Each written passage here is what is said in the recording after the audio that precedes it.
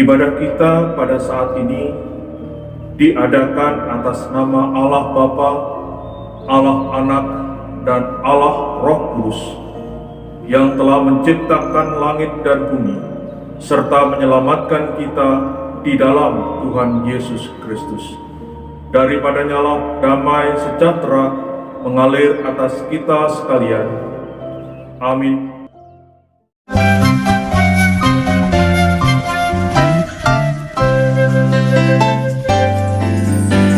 Sungguh alangkah baiknya, sungguh alangkah indahnya, bila saudara semua hidup rukun bersama. Sekali lagi katakan, sungguh alangkah baiknya, sungguh alangkah indahnya, bila saudara semua hidup rukun bersama. Seperti minyak di kepala Harun yang kecambuk dan jubahnya turun, seperti embun di bukit Hermon mengalir ke bukit Sion. Sebab kesadaran Allah memerintah agar berkat-berkatnya tercurah, serta memberikan anugerah hidup selama-lamanya. mari saudara, tepuk tangan bersama-sama. Katakan, sungguh alangkah indah dan baiknya.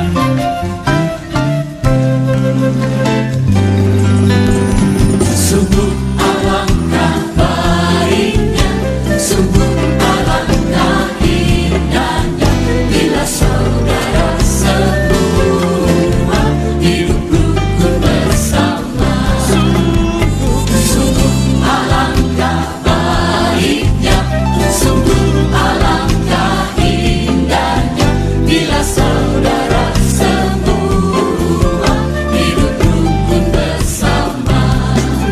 Seperti minyak di kepala Harun yang kecambuk dan jubahnya turun, seperti embun di bukit Hermon mengalir ke bukit Sion.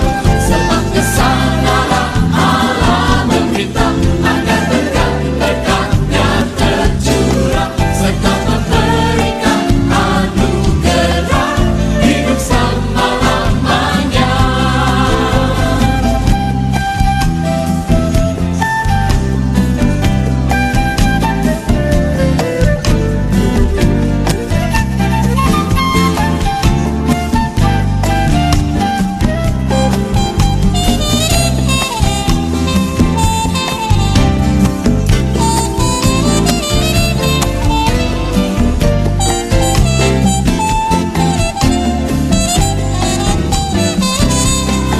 Seperti minyak di kepala Harun yang kecambuk dan jubahnya turun, seperti embun di bukit Hermon mengalir ke bukit Sion.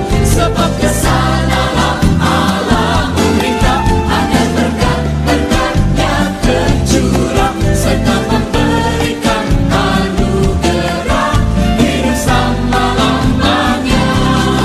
Seperti minyak di kepala Harun yang kecangkut dan jubahnya turun, seperti embun di bukit Hermon mengalir ke bukit Sion. Sebab kesanalah Allah memerintah agar berkat-berkatnya tercurah, serta memberikan anugerah hidup selama-lamanya. Serta memberikan anugerah hidup selama-lamanya.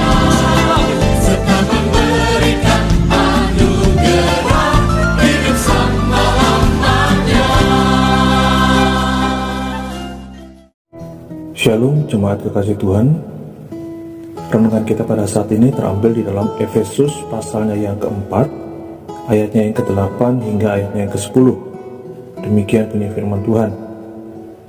Itulah sebabnya, kata Nas, tatkala ia naik ke tempat tinggi, ia membawa tawanan-tawanan yang memberikan pemberian-pemberian kepada manusia.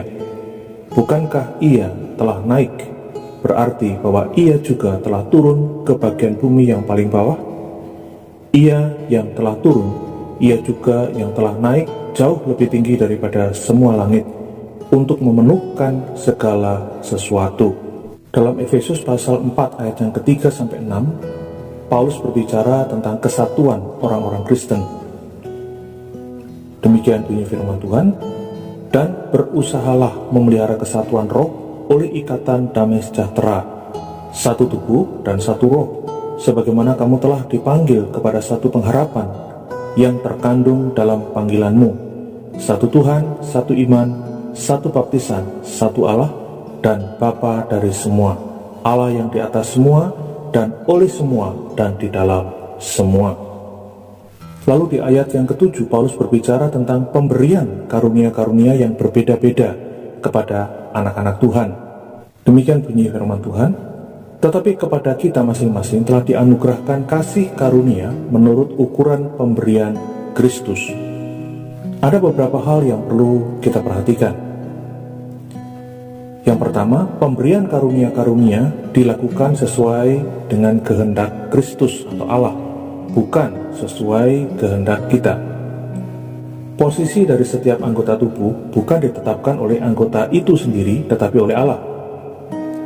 Mata tidak membuat dirinya sendiri sebagai mata. Demikian juga dengan telinga dan sebagainya. Dan demikian juga halnya dengan pemberian karunia-karunia dalam gereja.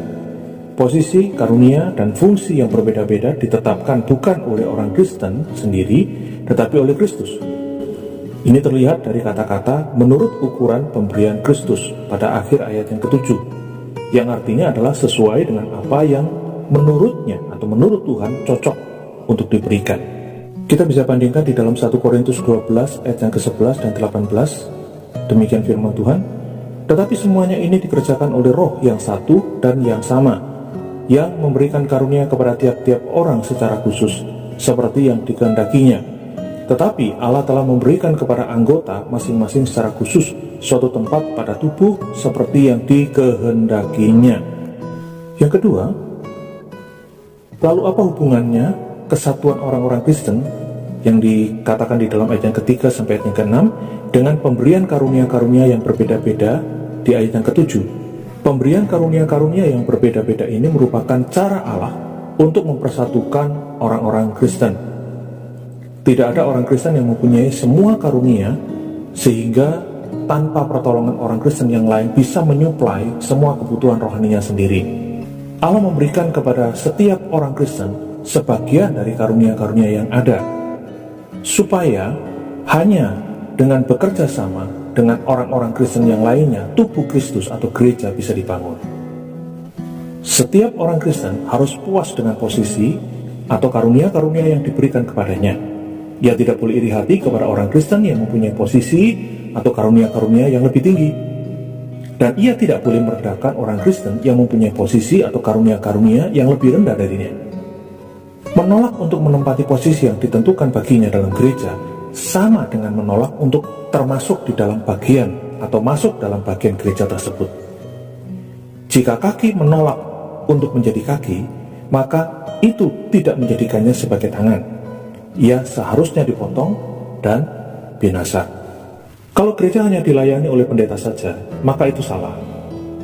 Bandingkan dalam Keluaran 18, di mana Musa yang melayani seorang diri dinasihati oleh Yitro untuk memilih orang-orang kepada siapa ia bisa mendelegasikan pelayanannya.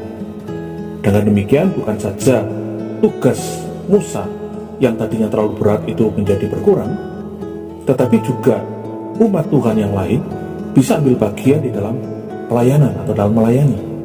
Bandingkan juga dengan Kisah Para Rasul pasal 6 ayat 1-7, di mana dikatakan bahwa para rasul tidak mau melayani meja atau diakonia dan mengangkat 7 orang diaken untuk menangani tugas itu, karena para rasul mau berkonsentrasi pada pelayanan firman dan doa. Efesus pasal 4 yang ke-8 dikatakan, itulah sebabnya kata Nas, tatkala ia naik ke tempat tinggi, ia membawa tawanan-tawanan yang memberikan pemberian-pemberian kepada manusia. Ayat ini dikutip dari Mazmur 68 ayat 19 dikatakan, "Engkau telah naik ke tempat tinggi, telah membawa tawanan-tawanan, engkau telah menerima persembahan-persembahan di antara manusia, bahkan dari pemberontak-pemberontak untuk diam di sana, ya Tuhan Allah." Mazmur 68 adalah nyanyian kemenangan.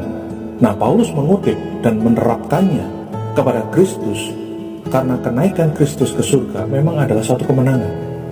Di ayat yang ke-9 dikatakan, "Bukankah ia telah naik, berarti bahwa ia juga telah turun ke bagian bumi yang paling bawah?"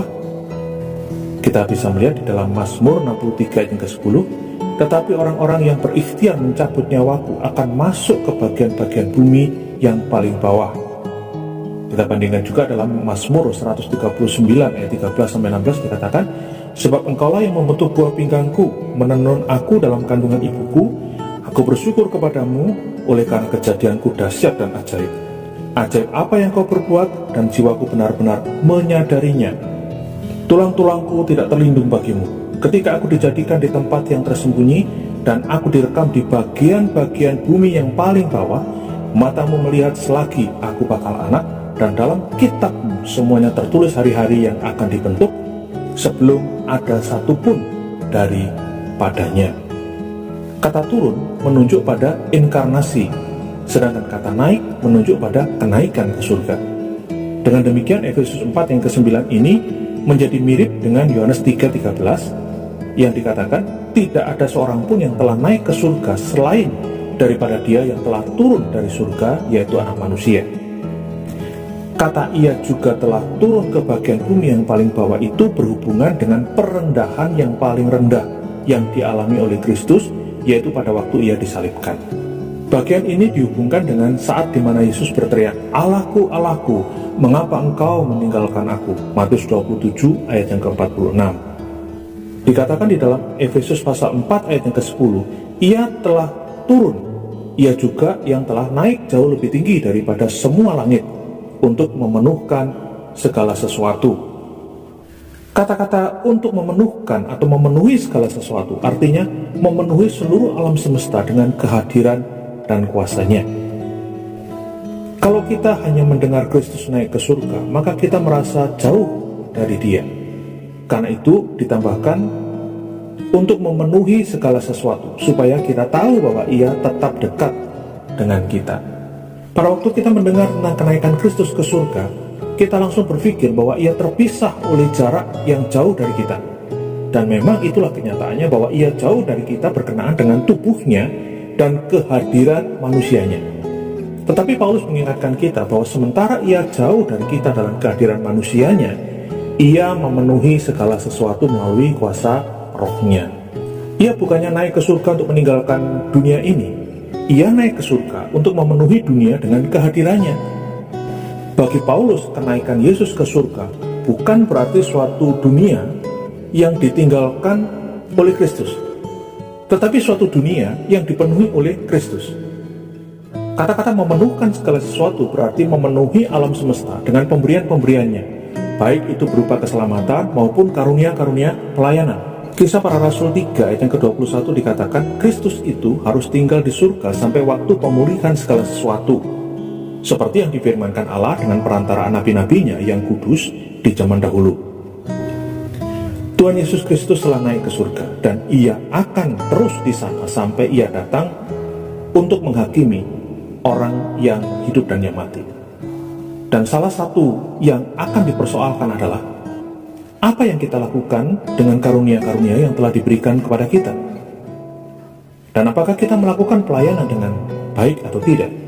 Bapak Ibu Saudara kekasih Tuhan, maukah kita melayani Tuhan dengan sungguh-sungguh sementara kita menunggu kedatangannya yang kedua kalinya?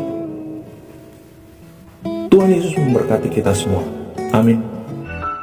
Ku bersyukur Kau memilihku menjadi hamba-Mu, melayani-Mu. Segenap hidupku ku serahkan untuk kemuliaan-Mu.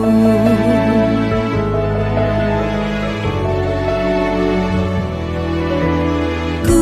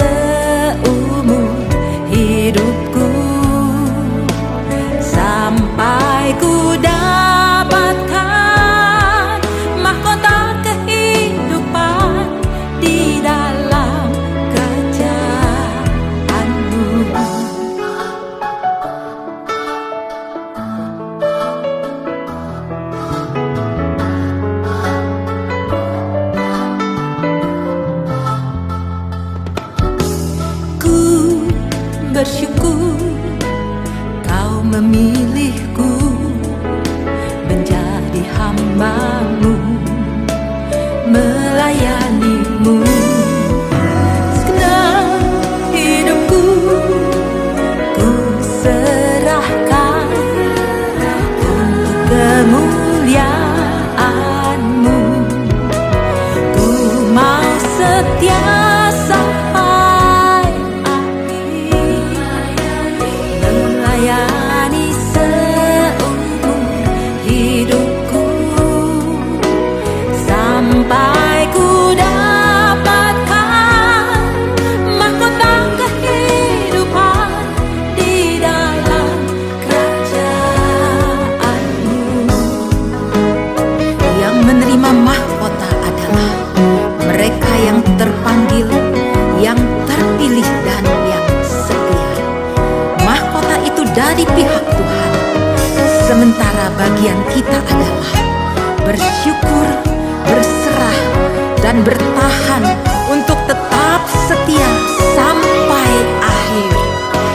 Ku mau setia sampai akhir, melayani seumur hidupku,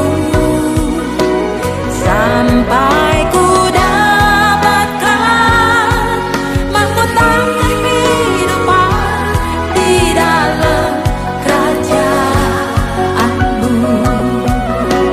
Ku mau setia sampai akhir, melayani seumur hidupku,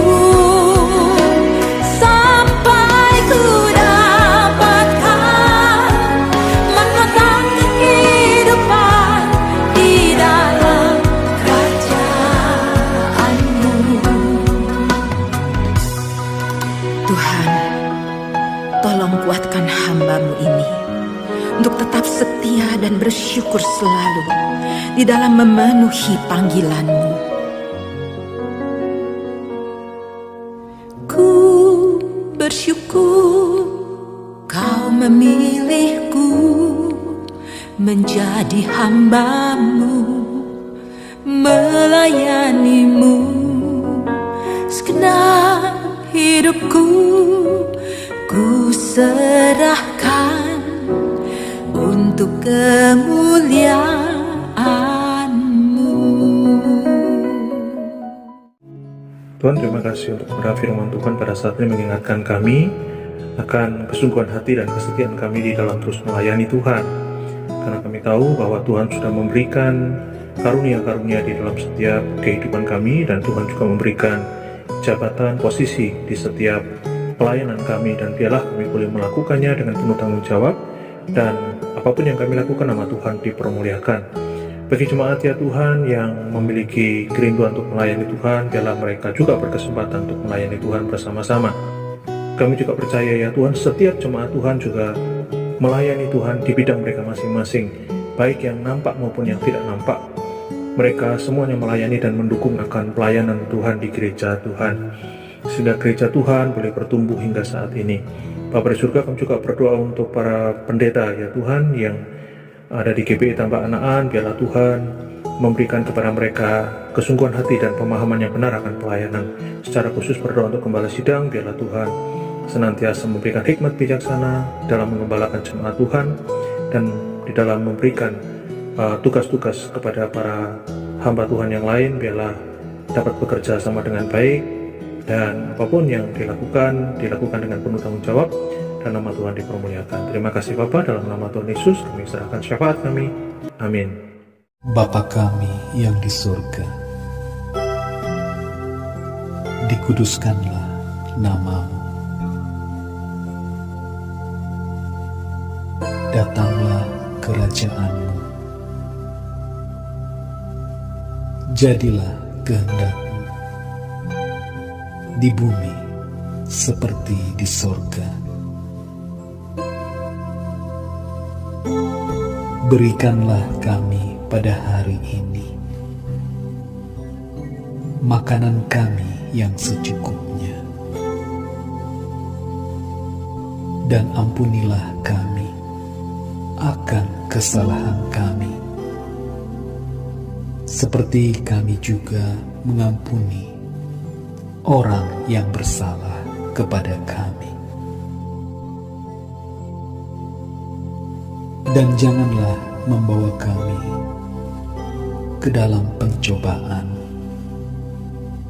tetapi lepaskanlah kami daripada yang jahat, karena Engkaulah yang empunya kerajaan dan kuasa dan kemuliaan sampai selama-lamanya. Amin. Sekarang Tuhan, kami minta turunkanlah berkat-Mu. Lihat sekarang kami buka hati kami tempat.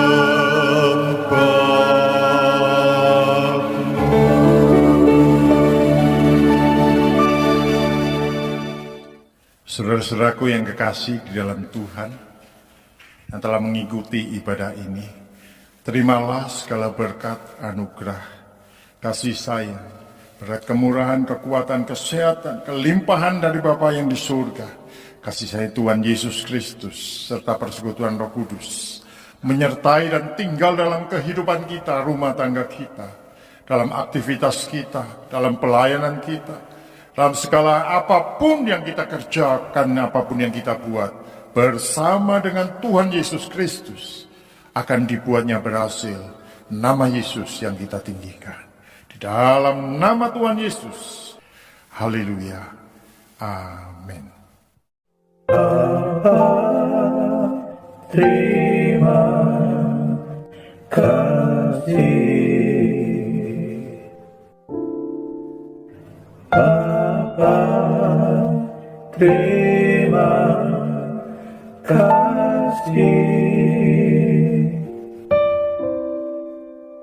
Bapa di dalam surga. Puji, terima kasih.